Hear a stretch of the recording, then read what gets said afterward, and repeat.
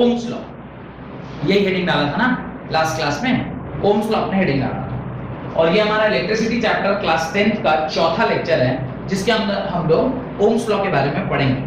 तो ओम नामक साइंटिस्ट ने एक रिलेशनशिप स्टैब्लिश किया। सपोज करिए आपसे कोई यही पूछ ले व्हाट इज ओम्स लॉ, आपसे कोई ये पूछ ले व्हाट इज ओम्स लॉ, ये ना कहे कि स्टेट ओम्स लॉ, क्या ओम्स लॉ है क्या, ये नहीं पूछ रहा आपसे कि तुम डिफाइन करो ओम्स लॉ को या उसके स्टेटमेंट को बताओ क्या है। अब जरा ओम्स लॉ है क्या, तो आपका स्टेटमेंट क्या होना चाहिए या आपका आंसर क्या होना चाहिए? Ohm's law is a relationship between current, voltage and resistance. क्या होना चाहिए आपका answer? Ohm's law is a relationship between current, voltage and resistance. तो इसको सबसे पहले आप लिखिए, Ohm's law is a relationship between current and potential difference in a circuit। एक सर्किट के अंदर करंट और वोल्टेज का जो रिलेशनशिप है इसे ही हम क्या बोलते हैं? ओम्स लॉ बोलते हैं। ओम नामक साइंटिस्ट इसको स्टैब्लिश किए। जहां रिलेशनशिप है तो वहां कोई ना कोई उसको लाया होगा ना, स्टैब्लिश किया होगा। तो आप लिखना स्टार्ट करें, George Simon Ohm, GEORGE, George Simon, SIMON, Simon Ohm, OHM, Ohm, a German physicist in the year 1826, 1826 ईस्वी में studied the relationship between current and potential difference. तो 1826 में ओम नामक साइंटिस्ट ने करंट और पोटेंशियल डिफरेंस के बीच में एक रिलेशनशिप स्टैब्लिश किया। रिलेशनशिप कैसे स्टैब्लिश किया जाता है? With the help of graph between current and potential difference. तो रिलेशनशिप जब कभी भी हम स्टैब्लिश करते हैं ये ऑलवेज स्टैब्लिश किया जाता है with the help of a graph. आप ग्राफ की मदद से ही रिलेशनशिप स्टैब्लिश करते हैं। तो ओम ने हमसे कहा कि V और I के बीच में आप क्या कर रहे हैं? एक रिलेशनशिप स्टैब्लिश कर रहे हैं। अब मैं V और I के बीच का रिलेशनशिप स्टैब्लिश कराने से पहले आपसे ये पूछना चाहता हूं कि V प्रोपोर्शनल टू I होता है कि I प्रोपोर्शनल टू V होता है? मैं दो बातें बोल रहा हूं, ध्यान से लिखिएगा, ध्यान से सुनिएगा। पहला बोल रहा हूं V होता है प्रोपोर्शनल टू I, और दूसरा बोल रहा हूं I is proportional to V। आपको बताना है इनमें से सही स्टेटमेंट क्या है। अगर मैं आपसे बोलूंगा कि V is equal to IR is the relationship between voltage and current, तो V proportional to I होता है या I proportional to V होता है? ये रिलेशनशिप आपको बताना है कि कौन सा सही है, या फिर दोनों ही सही है। आप जैसा चाहें वैसा लिख सकते हैं, दोनों ही बातें आपको इसमें समझ में आनी चाहिए। तो अगर आप में से किसी को पता है तो मुझे बताइए, और इस मैं इसे आपको बता दूं। कुछ लोग कह रहे हैं I is proportional to V। अनुभव का मानना है कि I जो है वो V के प्रोपोर्शनल है। V is proportional to I आपको नहीं लग रहा, क्यों ऐसा? V पोटेंशियल डिफरेंस कॉज है। Exactly, cause and effect relationship यहाँ पे काम होता है। आप याद करिए जब आप क्लास 9th में थे तो आपको मैंने फोर्स चैप्टर पढ़ाया था, और फोर्स चैप्टर में मैंने आपसे कहा था कि आप क्या अप्लाई करते हैं? आप फोर्स अप्लाई करते हैं किस पर? एक m मास वाले बॉडी के ऊपर जो कि एक्सीलरेशन गेन करता है। यानी जो एक्सीलरेशन है वो प्रोपोर्शनल टू होगा फोर्स के। जितना फोर्स लगेगा उसके correspondingly you will get the acceleration. बात समझ में आ रही है? इसको आप क्या लिखेंगे? इफेक्ट। जो रिजल्ट है वो directly proportional to what? It is directly proportional to cause. जो इफेक्ट है वो डायरेक्टली प्रोपोर्शनल टू क्या है? कॉज है। तो जो कॉज होगा वो हमेशा इफेक्ट, जो इफेक्ट होगा वो हमेशा कॉज के क्या होगा? प्रोपोर्शनल होगा। अब किसी भी इलेक्ट्रिकल सर्किट में आप सोचिए कि आप पोटेंशियल डिफरेंस अप्लाई करते हैं तो करंट मिलता है, कि आप करंट अप्लाई करते हैं और correspondingly you get potential difference. क्या करते हैं हम लोग? We apply potential difference. तो कॉज क्या है करंट का? करंट का कॉज है पोटेंशियल डिफरेंस। उसके अनुपातिक correspondingly proportionally we get current. जितना वोल्टेज अप्लाई होगा उसी के प्रोपोर्शनल आपको क्या मिलेगा? करंट उस सर्किट में मिलेगा। ये बात समझ में आई? तो अब मुझे बताइए V is proportional to I सही होना चाहिए, I is proportional to V सही होना चाहिए। I is proportional to V सही होना चाहिए। और कंसेप्चुअली आप क्या लिखोगे? कंसेप्चुअली आप लिखोगे I is proportional to V, और उसके नीचे आप लिखोगे मैथमेटिकली आप I proportional to V है तो V proportional to क्या होगा? I होगा। और इस प्रोपोर्शनैलिटी को जब V इक्वल टू में बदलेंगे तो वो क्या हो जाता है? V is equal to I R, where R is what? R is what? Constant of proportionality, also known as resistance. Where R is what? R is constant of proportionality,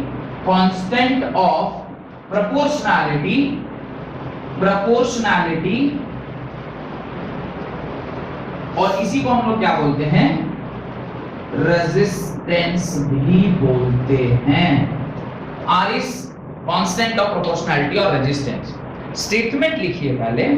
right, the law states that electrical current flowing in a conductor is directly proportional to electrical current flowing in a conductor is directly proportional to the potential difference applied across the ends of the conductor। कह रहा है current जो है वो proportional होता है voltage के, यानी पोटेंशियल डिफरेंस के। जितना पोटेंशियल डिफरेंस लगाएंगे उसके करस्पॉन्डिंगली आपको क्या मिलेगा? करंट मिलेगा।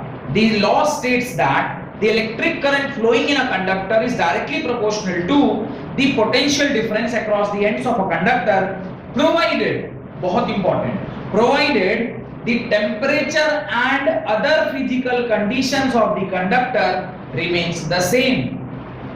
provided the temperature and the other physical conditions of the conductor remains the same। Temperature constant होना चाहिए। रीजन टेम्परेचर कांस्टेंट होने का सोच के बताइए। अगर टेम्परेचर कांस्टेंट नहीं हुआ, अगर टेम्परेचर वेरिएबल हुआ, तो जैसे जैसे आप टेम्परेचर को बढ़ाएंगे क्या होगा? नंबर ऑफ फ्री इलेक्ट्रॉन्स बढ़ेंगे, और नंबर ऑफ फ्री इलेक्ट्रॉन्स बढ़ेंगे तो electron from valence band will travel to conductance band, या मैं बोलूं जो इलेक्ट्रॉन पहले कंडक्ट नहीं कर रहे थे अब वो भी क्या करने लग जाएंगे? कंडक्ट करने लग जाएंगे। और द मोमेंट वो कंडक्ट करेंगे तो वो उसकी कंडक्टिविटी बढ़ जाएगी। तो टेम्परेचर अगर आप चेंज करेंगे तो फिर करंट की वैल्यू विल वेरी। तो आपको क्या रखना होगा? Temperature constant. टेम्परेचर कांस्टेंट तो प्रेशर कांस्टेंट, क्योंकि temperature and other physical quantities में प्रेशर भी आता है। तो टेम्परेचर और प्रेशर ये सारा क्या होना चाहिए? कांस्टेंट होना चाहिए। उसके नीचे जो मैथमेटिकली मैंने लिखा है, conceptually this and mathematically this, इसको आप अपनी कॉपी में लिखें और R के बारे में लिख लीजिएगा। R is known as proportionality constant और रेजिस्टेंस। यहां तक आप अपनी कॉपी में लिख लें। अब चूंकि अब यहां तक हम लोग पढ़ चुके हैं तो हम लोग को लगे हाँ तो इसका क्या पढ़ लेना चाहिए? ग्राफ भी पढ़ लेना चाहिए। तो V is equal to I R, Ohm's law का रिलेशनशिप है। अब उसी का हम लोग को क्या पढ़ना चाहिए? ग्राफिकल रिप्रेजेंटेशन पढ़ लेना चाहिए। तो graphical representation of V is equal to I R हम लोग अभी पढ़ेंगे। अब देखिए, जब आप V और I, ध्यान से देखिएगा, V और I का रिलेशनशिप नहीं देखते हम लोग I और R का रिलेशनशिप देख रहे हैं, I और V का रिलेशनशिप देख रहे हैं। क्यों मैं ऐसा देख रहा हूं वो सोचिए। हम लोग क्या अप्लाई करते हैं? What we apply is potential. तो जो हम अप्लाई कर रहे हैं वो कहां होगा? एक्स एक्सिस पर, और जो हमें रिजल्ट में मिलता है उसको हम कहां रखते हैं? वाई एक्सिस पर। आप याद रखिए डिस्टेंस टाइम ग्राफ, टाइम हमारे हाथ में, पर डिस्टेंस क्या मिलने वाला है पर्टिकुलर वेलोसिटी में वो हमारे हाथ में नहीं होता। इसलिए टाइम को आप कहां रखते हैं? एक्स एक्सिस पर, और वाई एक्सिस पर क्या रखते हैं? डिस्टेंस। आप टाइम जानते हैं पर वेलोसिटी नहीं जानते, तो वेलोसिटी कहां रखते हैं? वाई एक्सिस आप एक्सीलरेशन कहां रखते हैं, वाई एक्सिस। जब इसको हम लोग पढ़ेंगे तो इसको क्या पढ़ते हैं, आईवी कैरेक्टरिस्टिक्स ग्राफ। क्या पढ़ते हैं, आईवी कैरेक्टरिस्टिक्स ग्राफ। डन। और एक ग्राफ होता है वीआई कैरेक्टरिस्टिक्स ग्राफ। दूसरा एक और ग्राफ में बना रहा हूं, दूसरा ग्राफ होता है वीआई कैरेक्टरिस्टिक्स ग्राफ। ठीक है, ये दोनों ग्राफ का सिर्फ नाम अभी आपको मैंने बताया। अब जरा हम लोग ग्राफ प्लॉट करते हैं। V is equal to I R. पहला जो मैं ग्राफ प्लॉट कर रहा हूं वो मैं इसके लिए कर रहा हूं, तो ऐसा करते हैं दोनों को दो डिवाइड कर ही देते हैं। पहला वाला जो ग्राफ प्लॉट कर रहे हैं वो इसके लिए, बाद वाला इसके लिए। V is equal to I R जब आपने लिखा तो इसको ऐसा तो नहीं लिख सकते। क्यों ऐसा नहीं लिख सकते, उसको देखिए। y is equal to mx plus c, ये इक्वेशन ऑफ स्ट्रेट लाइन होती है। क्लास 9th में जब मैं आपको ग्राफ पढ़ा रहा था तब भी मैंने आपसे ये कहा होगा y is equal to mx plus c क्या होता है, इक्वेशन ऑफ स्ट्रेट लाइन। इस साल इसका डेरिवेशन करेंगे हम, इस साल कोऑर्डिनेट ज्योमेट्री मैथमेटिक्स में इसका डेरिवेशन करेंगे। पर y is equal to mx plus c is a straight line passing through any particular point on the y axis. लेकिन जब c 0 हो जाता है, क्या 0 हो जाता है, c 0 हो जाता है, अगर उसका इंटरसेप्ट 0 है तो वो लाइन क्या कहलाती है, y is equal to mx।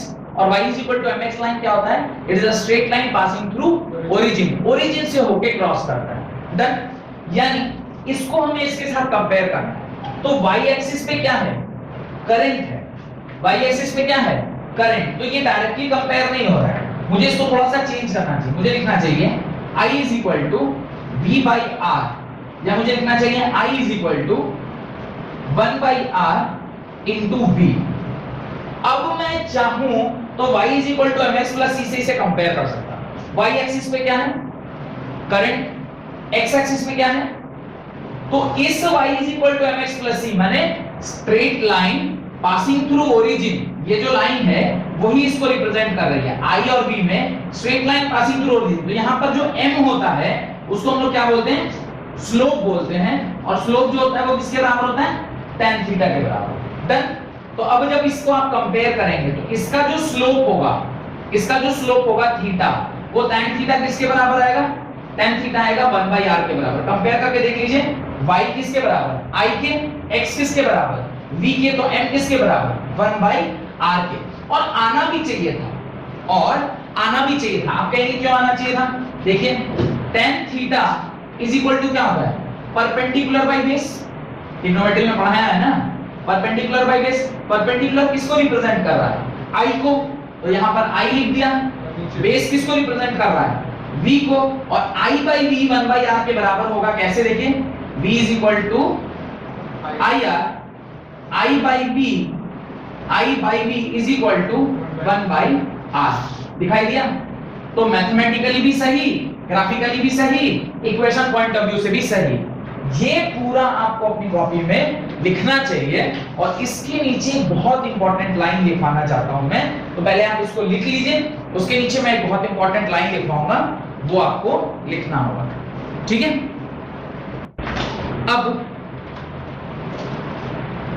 अब ये आपको समझ में आ गया, तो इसके नीचे एक लाइन ऐड करिए, right, the slope of IV characteristics curve, the slope of IV characteristics curve, the slope of IV माने current potential या current potential difference, the slope of IV characteristics curve is inverse of resistance, is inverse of resistance। IV characteristics का जो curve है यानी जो slope है वो क्या है, इनवर्स ऑफ रेजिस्टेंस है। tan थीटा किसके बराबर, 1 बाई r के बराबर। It is inverse of what, resistance.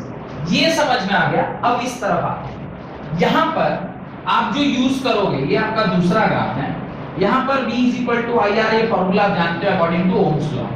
इसको आप कंपेयर करोगे y is equal to mx plus c से, क्योंकि ये यहां पर प्लस 0 लिखा हुआ है, यानी इंटरसेप्ट यहां भी क्या है, 0 है। जिस भी इक्वेशन में इंटरसेप्ट 0 होता है, हम बोलते हैं कि वो ग्राफ कहां से प्लॉट करती है, कहां से क्रॉस करती है, ओरिजिन से। और उसे कहते हैं y is equal to mx graph crosses through origin या पासेस थ्रू ओरिजिन। अब v is equal to I into R को जरा सा ध्यान से देखिए। y एक्सिस पर क्या है, वोल्टेज है, x एक्सिस पर क्या है, करंट है तो स्लोप किसके बराबर हो गया? रेजिस्टेंस के बराबर। यानी जो लाइन यहां से इस प्रकार से क्रॉस हुई है उसका जो स्लोप होगा tan थीटा जो है वो किसके बराबर होगा? r के बराबर। अब जरा चेक कर लेते हैं कि सच में tan थीटा r के बराबर होगा क्या? तो tan theta is equal to क्या होगा? देखिए परपेंडिकुलर बाय बेस। परपेंडिकुलर किसके बराबर? वोल्टेज के। और r बेस किसके बराबर? करंट के। और v by i किसके बराबर होता है? r के बराबर। देख लीजिए v by i is equal to r के बराबर। तो यहां से हमने मैथमेटिकली भी प्रूफ कर दिया कि जो आपका स्लोप होगा वो किसके बराबर होगा? रेजिस्टेंस के बराबर होगा। तो इस ग्राफ को प्लॉट करने के बाद उसके नीचे भी एक लाइन आपको ऐड करना है। क्या लाइन ऐड करना है? द स्लोप ऑफ, वहां पर लिखा था IV कैरेक्टरिस्टिक्स कर्व, यहां पे क्या लिखेंगे? VI characteristics curve. The slope of VI characteristic curve is equal to resistance, is equal to resistance। वो डायरेक्टली किसके बराबर होता है? रेजिस्टेंस से। IV कैरेक्टरिस्टिक्स का कर्व किसके बराबर? स्लोप किसके बराबर? Inverse of resistance. VI characteristics का स्लोप किसके बराबर? रेजिस्टेंस के बराबर। ये एग्जाम में बहुत अच्छे से ध्यान रखिएगा, ग्राफ का क्वेश्चन आएगा तो चेक करिएगा कि VI पूछ रहा है कि IV पूछ रहा है। अगर IV पूछा है तो जो उसका स्लोप होगा वो इनवर्स ऑफ रेजिस्टेंस होगा, यानी 1/r होगा। और अगर VI कैरेक्टरिस्टिक्स ग्राफ है तो डायरेक्टली स्लोप क्या होगा? रेजिस्टेंस के बराबर आएगा। और ग्राफ से आपसे क्या निकलवाता है? रेजिस्टेंस की वैल्यू निकलवाता है। तो रेजिस्टेंस की वैल्यू डायरेक्टली सिर्फ आप देख के ही निकाल सकते हैं। बुद्धि सिर्फ इतना ही निकालना है कि V और I और IV को थोड़ा सा चेक कर लेना है। डन। उसके नीचे एक नोट डालकर लिखिए, the ratio of potential difference across the ends of a conductor, the ratio of potential difference across the ends of the conductor to the current flowing through it, the ratio of potential difference across the conductor to the current flowing through it remains constant if temperature and other physical quantity of the conductor remains the same. If temperature and other physical quantity remains the same, V और I का जो ratio है वो always क्या रहता है? Constant रहता है अगर जो आपका टेम्परेचर और अदर फिजिकल क्वांटिटी है वो क्या रहे? कांस्टेंट रहे। ये लिख लीजिएगा V by I is equal to किसके बराबर? R के बराबर। और R क्या है? एक कांस्टेंट वैल्यू है। डन। यहां तक कोई दिक्कत? ये लिख लीजिएगा उसके नीचे V by I is equal to R, that is equal to constant. Heading डालिए रेजिस्टेंस। हेडिंग डालिए रेजिस्टेंस। रेजिस्टेंस इसलिए हेडिंग डालने बोल रहा हूं क्योंकि V is equal to IR में आप वोल्टेज के बारे में जान गए, करंट का डेफिनेशन, उसका फॉर्मूला सारा कुछ आपने पहले ही समझ लिया था। लास्ट क्लास में आपको पोटेंशियल क्या, पोटेंशियल डिफरेंस क्या, पोटेंशियल डिफरेंस का फॉर्मूला क्या, ये बता दिया। फिर ओम्स भाई साहब आए, उन्होंने उन दोनों के बीच में रिलेशनशिप एस्टैब्लिश कर लिया।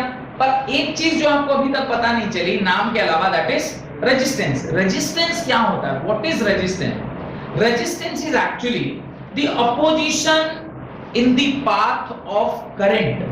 करंट जो फ्लो कर रहा है उसके रास्ते में जो अपोजिशन क्रिएट हुआ है, जो रुकावट पैदा हुई है, उसे ही हम क्या कहते हैं? रेजिस्टेंस कहते हैं। और रेजिस्टेंस किन किन चीजों के ऊपर डिपेंड करता है? तो रेजिस्टेंस बेसिकली तीन ही चीज के ऊपर डिपेंड करता है। पहला, एक्चुअली देखा जाए तो चार चीजों के ऊपर डिपेंड करता है। पहला, लेंथ, भाई कितना बड़ा वायर है उसके ऊपर डिपेंड करेगा, क्योंकि करंट को, या करंट को करंट ना बोल के मैं चार्ज बोल, क्योंकि चार्ज ही ना मूव कर रहा है, चार्ज के उल्टे क्या फ्लो करता है? करंट फ्लो करता है। तो चार्ज एक एंड से अगर दूसरे एंड जा रहा है, तो अगर चार्ज मूव कर रहा है तो उसके रास्ते में जो रुकावट है, जो पॉजिटिवली चार्ज पार्टिकल है, जो इलेक्ट्रॉन को क्या कर रहा है? आगे नहीं बढ़ने दे रहा है, वही रास्ते का रुकावट है। तो वो रुकावट जितना लंबा ज्यादा कंडक्टर होगा, रुकावट इतना ज्यादा, तो लेंथ के ऊपर डिपेंड करेगा। अब उसके क्रॉस सेक्शनल एरिया के ऊपर डिपेंड करेगा कि भाई क्रॉस सेक्शनल एरिया, अब आप सोचिए कोई पतला वायर है, उसी पतले वायर से उसको क्रॉस करना पड़ेगा, तो रेजिस्टेंस ऑफर्ड ज्यादा। लेकिन जब वो क्रॉस सेक्शनल एरिया बढ़ गया तो करंट को या इलेक्ट्रॉन को मूव करने का रास्ता थोड़ा ज्यादा मिलेगा तो एरिया के बढ़ने से जो रेजिस्टेंस है वो क्या कर जाता है, डिक्रीज कर जाता है। प्लस उस पर्टिकुलर प्रॉपर्टी यानी वो जो पर्टिकुलर मेटल है उसकी प्रॉपर्टी के ऊपर भी डिपेंड करता है। अब मैं बोलूं कि conductance in the case of silver अलग होगा, conductance in the case of aluminium अलग होगा, conductance in the case of gold अलग होगा, conductance in the case of copper अलग होगा। मेटल बदल जाएगा तो उसमें नंबर ऑफ आयंस यानी पॉजिटिव चार्ज और नेगेटिव चार्ज भी क्या हो जाएंगे, चेंज कर जाएंगे, तो उसके ऊपर भी डिपेंड करेगा। एंड फाइनली टेम्परेचर के ऊपर भी डिपेंड करेगा। अभी थोड़ी देर पहले मैं बता रहा था कि अगर सिस्टम का टेम्परेचर बढ़ गया तो फिर उसके ऊपर भी नंबर ऑफ इलेक्ट्रॉन बढ़ेंगे, और नंबर ऑफ इलेक्ट्रॉन बढ़ेंगे तो करंट की संख्या यानी नंबर ऑफ इलेक्ट्रॉन बढ़ा तो करंट भी बढ़ जाएगा। अगर टेम्परेचर कम हुआ तो क्या होगा, नंबर ऑफ फ्री इलेक्ट्रॉन्स घट जाएंगे, नंबर ऑफ इलेक्ट्रॉन्स घटेगा तो करंट भी घटेगा। और करंट का घटना मतलब रेजिस्टेंस का बढ़ना, और करंट का बढ़ना मतलब रेजिस्टेंस का घटना। ये तो सेंस आ रहा होगा कि भाई अगर रेजिस्टेंस ज्यादा है इसका मतलब करंट फ्लो कम, और करंट अगर ज्यादा है तो रेजिस्टेंस का कम होना कंफर्म है। इसको आप लोग डे टू डे लाइफ में कहां यूज किया हो बोलिए तो? रेजिस्टेंस का डेफिनेशन में लिखवाता हूं, पर इसको डे टू डे लाइफ में कहां यूज किए? आप लोग सब पंखा का रेगुलेटर जरूर देखें, फैन का रेगुलेटर, वो रेगुलेटर क्या होता है, 1 2 3 4 मोड्स रहते हैं ना, उस पे 1 की स्पीड पे चला रहे हैं, 2 की स्पीड पे चला रहे हैं, 3 4 5 ऐसे रहता है। क्या हम लोग कर रहे हैं, वो 5 हमने उसके अंदर तार लगाया हुआ, हमने क्या किया है उसके अंदर 5 तार लगाया हुआ। एक तार जो है वो एकदम ऐसा है जिसमें रेजिस्टेंस है ही नहीं, तो जो करंट आया है वो पूरा उसके थ्रू क्या हो जाएगा, पास करेगा, और वो करंट कहां तक पहुंच गया, पंखे तक, और पंखा पूरा स्पीड चला गया। तो जो सबसे पतला वाला वायर होगा या सबसे ज्यादा कंडक्टिविटी वाला वायर होगा उसको कहां डाले होंगे, 5 नंबर में। तब ना 5 नंबर पे सबसे ज्यादा तेज हमारा पंखा भागता है। और जो सबसे ज्यादा रेजिस्टेंस वाला वायर होगा वो कहां डाले होंगे, 1 नंबर पर, क्योंकि जो करंट आया होगा उसको ज्यादा वो वायर क्या कर देगा, रोक देगा, कम ही करंट आगे जाने देगा। कम करंट आगे जाएगा तो जो पंखा है वो कैसे नाचेगा, धीरे धीरे नाचेगा। ठंड में बेसिकली हम लोग 1 2 पर पंखा चलाते हैं, और गर्मी के दिनों में 5 पर पंखा चलाते हैं। तो 5 वाला जो वायर था, जो 5 नंबर पे जब आपने उसको रोटेट किया तो 5 पे क्या रहा होगा, ऐसा वायर रहा होगा जिसकी कंडक्टिविटी 100%, रेजिस्टिविटी 0, और जो आपने 1 पर लगाया होगा तो उसकी रेजिस्टिविटी 80%, कंडक्टिविटी 20%, ताकि वो धीरे धीरे चल सके। और एक 0 भी रहता है, आप 0 कर देंगे दोनों, वो स्विच ऑन कर देगा माने ऑफ कर देगा, स्विच ऑफ हो गया मतलब नो करंट, तार ही नहीं है वहां पे, सिर्फ कंडक्टिविटी 0 हो गई, और कंडक्टिविटी 0 तो एक एंड पे कंडक्टिविटी 0, सॉरी कंडक्टिविटी 100% और एक एंड पे कंडक्टिविटी 0, और धीरे धीरे कंडक्टिविटी को बढ़ाया जा रहा है। या इसका उल्टा बोला जाए, एक एंड पे 100% रेजिस्टेंस, 0 कंडक्टिविटी मींस 100% रेजिस्टेंस, और फिर धीरे धीरे जैसे आप 5 की ओर जा रहे हैं तो आपका रेजिस्टेंस का वैल्यू घटता जा रहा है और कंडक्टिविटी बढ़ती जा रही है। डन, डेफिनेशन लिखे रेजिस्टेंस का, resistance of a conductor is the property of conductor, resistance of a conductor is the property of conductor to oppose the flow of electrical charge through it. Resistance of a conductor is property of a conductor to oppose the flow of electric charge through it. तो रास्ते में, charge के flow के रास्ते में जो रुकावट है that is only known as resistance, और चार्ज का फ्लो ही तो करंट है, तो करंट के रास्ते में जो रुकावट है उसी को हम लोग क्या कहते हैं, रेजिस्टेंस कहते हैं। और R इज इक्वल टू किसके बराबर होता है, V बाई I के बराबर, ये तो ऑलरेडी आप जानते हैं। Therefore resistance is defined as the ratio of potential difference across the ends of the conductor. Therefore resistance is defined as the ratio of potential difference across the ends of the conductor to the current flowing through the conductor, done. R is equal to V by I, लिख लीजिएगा उसके नीचे, R is equal to V by I. The unit of resistance is ohm, the unit of resistance is ohm. Ohm is the unit of resistance. Done. Ohm is the unit of resistance. Ohm is the unit of resistance. Done. Then heading डालिए, factor on which the resistance of a conductor depends. Factor on which the resistance of a conductor depends. क्या क्या factors हैं जिसके ऊपर resistance of a conductor जो है वो क्या करता है, डिपेंड करता है. ये मैंने ऑलरेडी आपको अभी थोड़ा थोड़ा ज्ञान इसके बारे में मैंने अभी आपको दिया. Right. There are various factors on which the resistance of a conductor depends. Point number 1, it depends on the length of the conductor. Point number 1, it depends on the length of the conductor. और जो resistance है वो कैसे depend करता है length के ऊपर, directly proportional. तो आगे लिखिए, फुल कॉलम देके लिखिएगा, resistance is directly proportional to the length of the conductor. Resistance is directly proportional to the length of the conductor. That is, R is proportional to L. That is, R is proportional to L. मेरे ख्याल से ये point मैंने अभी elaborate भी किया था और मैंने आपसे बताया कि रेजिस्टेंस मींस रुकावट किसके रास्ते में, करंट के रास्ते में. रुकावट कौन पैदा कर रहा है, जो उसके अंदर के पॉजिटिव चार्ज. लंबाई अगर कंडक्टर की ज्यादा हुई तो नंबर ऑफ पॉजिटिव चार्ज ज्यादा होंगे.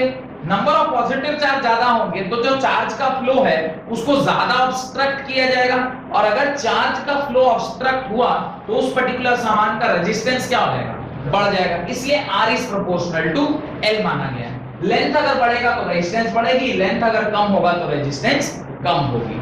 पॉइंट नंबर 2 लिखिए. Second point, resistance depends on the cross section area of a conductor.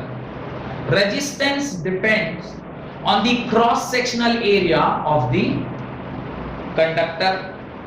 तो कंडक्टर के क्रॉस सेक्शनल एरिया के ऊपर भी डिपेंड करता है. उसके अंदर लिखिए, the resistance is inversely proportional to cross sectional area of the cross sectional area of the conductor. Resistance is inversely proportional to the cross sectional area of the resistance. तो resistance का या conductor का जो cross sectional area है, मैं यहाँ पर दो कंडक्टर बना रहा हूँ, ध्यान से देखिएगा. ये आपका पहला कंडक्टर है और इसी के सामने मैं एक और कंडक्टर बना रहा हूँ, ये आपका दूसरा कंडक्टर है. दोनों कंडक्टर का अगर मैं सपोज करिए लेंथ कांस्टेंट कर दूं तो इसकी भी लंबाई L है और इसकी भी लंबाई L है. अगर कोई इलेक्ट्रॉन यहाँ पॉजिटिव टर्मिनल है और यहाँ नेगेटिव टर्मिनल है, और एक इलेक्ट्रॉन सपोज करिए यहाँ से उसको यहाँ आना है, और ये दूसरा केस है जहाँ पे ये पॉजिटिव टर्मिनल है और ये नेगेटिव टर्मिनल है, और यहाँ से इलेक्ट्रॉन को यहाँ आना है. इसके पास ज्यादा स्पेस है इस एंड से इस एंड आने को, करस्पॉन्डिंगली इसके पास. तो अगर हम area of cross section, this is area of cross section, अगर एरिया ऑफ क्रॉस सेक्शन आप क्या कर रहे हैं, इंक्रीज कर रहे हैं, यानी A2 जो है वो बड़ा है A1 से, तो ये इलेक्ट्रॉन काफी आसानी से आ पा रहा है. इलेक्ट्रॉन आसानी से आ पा रहा होगा मतलब उसका रेजिस्टेंस क्या होगा, कम होगा. यानी जिसका एरिया ज्यादा उसका रेजिस्टेंस कम, यानी resistance is inversely proportional to cross sectional area. इसलिए R आपने क्या लिखा, inversely proportional to cross sectional area लिख दिया. Third point, resistance depends on the nature of conductor. Resistance जो है वो नेचर ऑफ कंडक्टर के ऊपर भी डिपेंड करता है. नेचर ऑफ कंडक्टर मतलब वो किस चीज से बना है. The nature of wire, the nature of wire from which it is made. जैसा मैंने आपको बताया कि अगर सिल्वर है तो उसकी कंडक्टिविटी बहुत ज्यादा है, अगर एल्युमिनियम है तो उसकी कंडक्टिविटी रिलेटिवली कम है. Silver, then gold, then copper, then aluminium. This is the order of conductivity. मैंने लिखवाया है पहले नहीं, लिख लीजिएगा, सिल्वर सबसे ज्यादा कंडक्टिविटी दिखाता है, फिर इससे कम गोल्ड, फिर उससे कम कॉपर, और फिर सबसे कम एल्यूमिनियम। ये वो सारी चीजें हैं जो डे टू डे लाइफ में हम यूज करते हैं, silver, gold, copper and aluminium. जितने भी आपके मदरबोर्ड वगैरह बनते हैं, उस मदरबोर्ड में जो कंडक्टिविटी कराई जाती है वो किससे कराई जाती है? गोल्ड से। कंप्यूटर वगैरह, जो मैक, जो एप्पल का लैपटॉप होता है या एप्पल के फोन्स होते हैं, या महंगे महंगे जितने भी फोन्स हैं, उसकी कंडक्टिविटी क्या होती है? गोल्ड की होती है। गोल्ड की कंडक्टिविटी होगी तो करंट बड़ी आसानी से पास करेगा। तो आप जो सेंस करेंगे उसकी सेंसिटिविटी हाई होगी। और एक हमारे इंडियन प्रोडक्ट है माइक्रोमैक्स, अब तो शायद फोन आ भी रहा है कि मेरे को डाउट है, एक जमाने में 7-8 हजार का इतना बड़ा फोन देता था और उसकी कंडक्टिविटी ना के बराबर, कॉपर वायर से कर दिया होगा। अब आप उसको छुइए, अभी छुआ तो थोड़ी देर के बाद वो ऊपर जाएगा। कई बार सस्ते फोन में ऐसा होता है ना, कंडक्टिविटी, सेंसिटिविटी उसकी काफी लो होती है। Sensitivity is what? आपने अपने हाथों से जो चार्ज को मूव कराया, वो चार्ज करंट के फॉर्म में मूव करने में टाइम ले रहा है, दैट इज ओनली सेंसिटिविटी। और अगर कंडक्टिविटी किसी की हाई है तो उसकी सेंसिटिविटी ऑटोमेटिकली क्या होगी? हाई होगी। तो आप अगर सिल्वर या गोल्ड यूज करेंगे मदर, वो जो आपके बोर्ड में, ऑलवेज उसका कंडक्टिविटी अच्छा होगा। कॉपर और एल्युमिनियम यूज करेंगे, थोड़ा महंगा होगा। आप कह रहे सर सबसे अच्छा सिल्वर और गोल्ड है, तो फिर वायरिंग हम लोग क्यों नहीं कराते इससे? कौन कराएगा इसकी वायरिंग? फिर हम लोग इसके बाद वाला जो ऑप्शन है दैट इज कॉपर, इसमें हम कॉपर से वायरिंग कराते हैं। हमारे जो घर का सर्किट है वो सारा कॉपर से वायरिंग होता है। इसका ये मतलब नहीं कि ये बहुत अच्छा कंडक्टर है, कंडक्टर तो बहुत अच्छा उसके बाद भी है, पर इतना महंगा है, लोग पहन नहीं पा रहे, आप वायरिंग करने की सोच रहे हैं, तो इसलिए हम लोग उसको यूज में नहीं ले पा रहे। तो टाइप ऑफ वायर, जिस चीज से वो मिलकर बना है उसके ऊपर भी रेजिस्टेंस डिपेंड करता है। ये बात समझ में आ गई? आपने लिखा है resistance depends upon the nature of material. और इन दोनों को जब हम लोग कंबाइन करते हैं तो लिखते हैं R is proportional to L by A, और जब इसको इज इक्वल टू डालेंगे तो R is rho L by A, where what is rho? Rho is proportionality constant, proportionality constant, और साथ साथ ये क्या है? साथ साथ ये resistivity, this is only known as resistivity. और रेजिस्टिविटी जो है it is the property of material. तो जहां तक आपने लिखा है उसके नीचे आप लिख लें R is proportional to L, R is inversely proportional to L by 1 by A, R is proportional to, दोनों को कंबाइन किया तो R is proportional to L by A हो गया। R is equal to, इस प्रोपोर्शनलिटी को is equal to में डाला तो R is equal to rho L by A, where rho is proportionality constant और रेजिस्टिविटी ऑफ अ कंडक्टर। और resistivity किसी भी चीज के ऊपर डिपेंड नहीं करता, it is the nature of material. Resistivity is nature of material. ये जो भी हमने लिखा ना, resistance depends upon the nature of material, ये वही फैक्टर है जो नेचर ऑफ मटेरियल को डिनोट करता है। किस चीज से बना हुआ है उसके नेचर के ऊपर ये डिपेंड करता है, नेचर ऑफ मटेरियल। और last point, resistance depends on temperature of the conductor.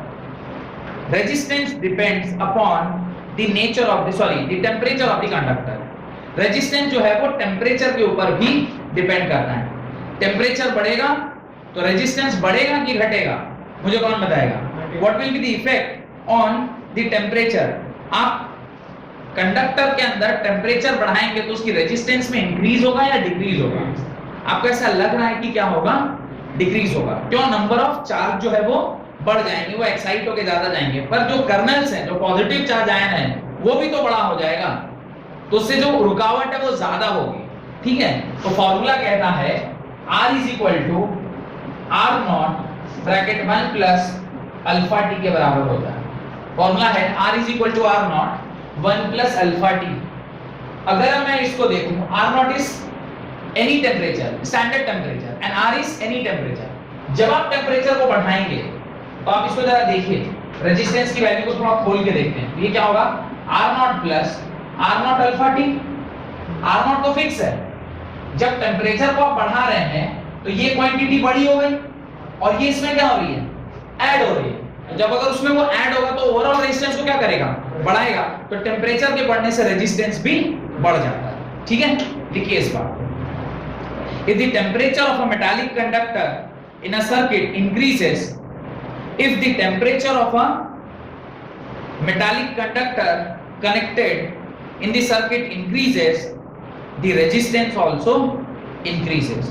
The resistance also increases. तो resistance भी क्या होगा, बढ़ जाएगा. जब टेम्परेचर आप बढ़ाएंगे तो ओवरऑल रेजिस्टेंस भी क्या होगा, बढ़ेगा. ये फॉर्मूला आप उसके नीचे लिख लीजिए. R is equal to R naught bracket 1 plus alpha T, where R naught is what? Temperature at 25 degrees Celsius. R naught is temperature at resistance. R naught is resistance at 25 degrees Celsius. R is temperature at any temperature. Capital T is temperature itself.